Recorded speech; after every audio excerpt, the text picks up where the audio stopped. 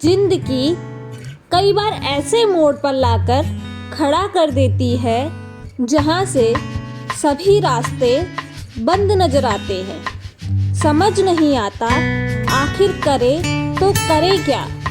ना कोई हमारे दर्द को समझता है और ना किसी को हमारी परवाह होती है। जिनके साथ देने की उम्मीद होती है वही लोग सबसे पहले हमारा साथ छोड़ देते हैं। समझ नहीं आता कि हमने ऐसी कौन सी गलती की है जो जिंदगी में हमें इतना रुला रही है।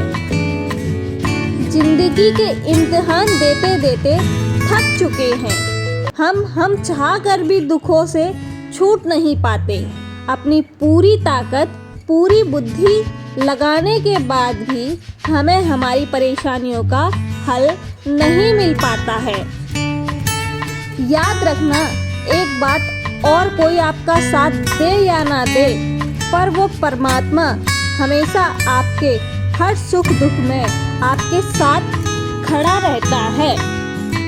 चाहे सब आपको अकेला छोड़कर चले जाएं, पर वो प्रभु आपको कभी अकेले नहीं छोड़ते और ना ही छोड़ सकते।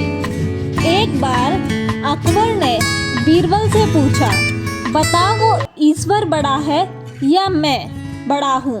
तो बीरबल ने बोला, महाराज आप ही बड़े हो।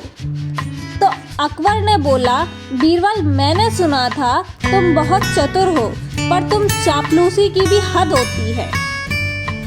चापलूसी की भी हद होती है, पर तुम मुझे ईश्वर से भी बड़ा बता रहे हो।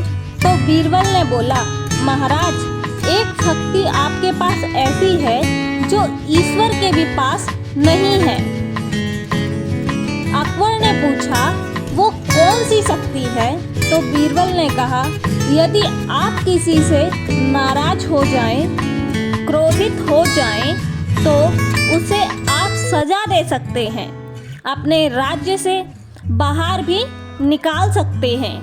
लेकिन ईश्वर के पास ऐसी कोई शक्ति नहीं होती।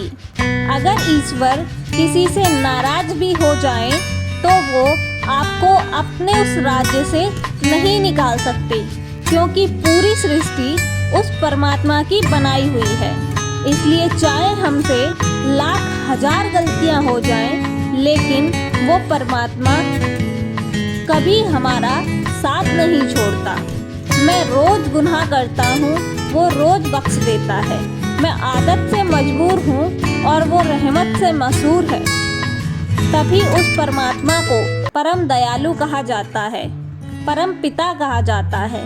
ये दुनिया और लोग तो ऐसे हैं, जब आप उनके लिए कुछ करोगे तभी वो आपके लिए कुछ करेंगे। लेकिन वो परमात्मा आप उसके लिए कुछ करो चाहे ना करो, बस सच्चे दिल से विश्वास रखकर उन्हें पुकारो, वो हमेशा आगे आकर आपका हाथ थाम लेंगे।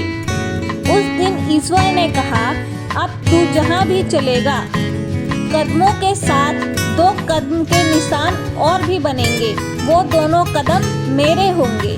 हे ईश्वर, तेरी कृपा मेरे हर दुख को टाल रखा है। अरे मैं तो मिट ही कभी का, वो तो तू एक है जिसने मुझे संभाल रखा है। एक व्यक्ति ईश्वर से रोज प्रार्थना किया करता था। एक दिन उसने परमात्मा से कहा कि मुझ पर ऐसी कृपा दीजिए कि जिंदगी में मुश्किल आए, कोई भी दुख आए, कोई भी तकलीफ आए, आप हमेशा मेरा साथ देना।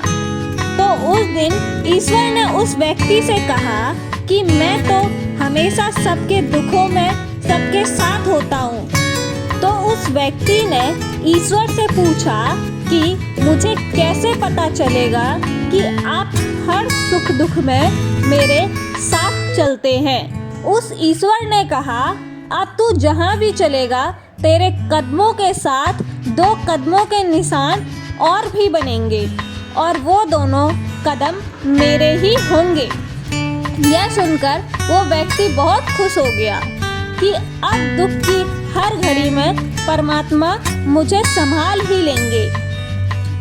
लेकिन थोड़े दिनों के बाद उसने गौर किया कि जब सब कुछ ठीक होता है, जिंदगी में सुखों की घड़ियां आती है, तो 4 पैरों के निशान बनते हैं। लेकिन जिंदगी में जब कोई दुख आता है, कोई तकलीफ आती है, तब सिर्फ 2 पैरों के निशान ही बनते हैं। वो मन में बहुत उदास हो गया। उसे लगा कि जब सुख होता है तब तो परमात्मा मेरे साथ रहते हैं, लेकिन जब जिंदगी में दुख आता है तब वो भी मुझे छोड़कर चले जाते हैं। उस दिन उसने प्रार्थना में परमात्मा से शिकायत की, मैंने सुना था कि आप दुख के समय पर दुनिया का साथ छोड़ देते हैं, लेकिन ईश्वर आपका साथ कभी नहीं छोड़ता है। लेकिन मेरी जिंदगी में जब दुख आया तो आपने मेरा साथ क्यों छोड़ दिया?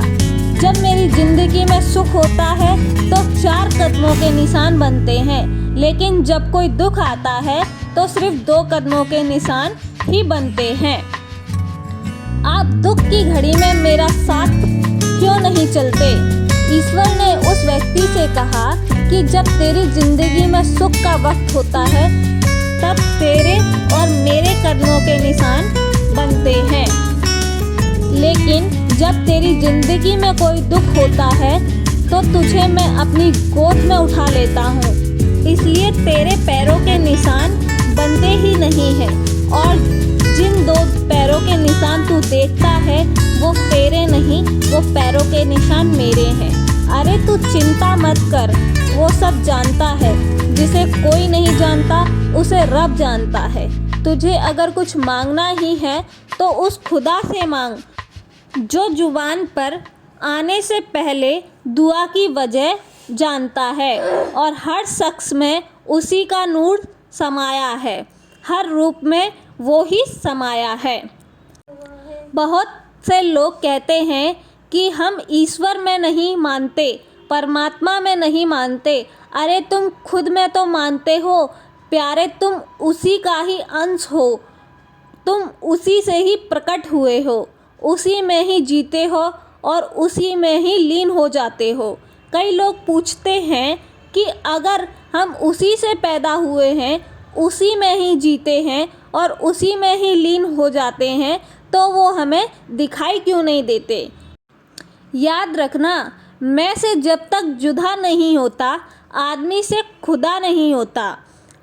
अपने दिल को टटोल कर देखो, ये फासला बेवजह नहीं होता।